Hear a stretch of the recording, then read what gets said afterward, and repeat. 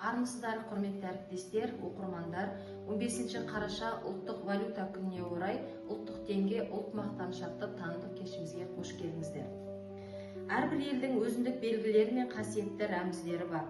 Солардың бірі ұлттық валюта. 15 қараша әзір Қазақстан 1993 жылдың 15 қарашасында Қазақстан Республикасының өз ұлттық ақшасы айналымға енді. Бұл еліміздің тарихындағы маңызды белес. Себебі сол күннен бастап Қазақстан өз экономикалық саясатын дербес жүргізуге мүмкіндік алды. Теңге атауының өзі терең мәнге ие. Ол көне түркі сөзінен шыққан тең бірдей деген ұғымдарды білдіреді. Бұл теңдік пен әділдікке ұмтылған халықтың рухын айқындайды.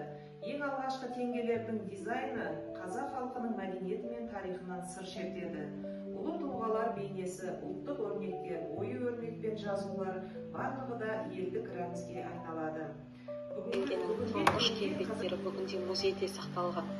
Оларда Әл-Фараби, Сүйінбай, Құрманғазы, Шоқан, Абай және Әбілхайыр мен Абылай хандардың суреті болған.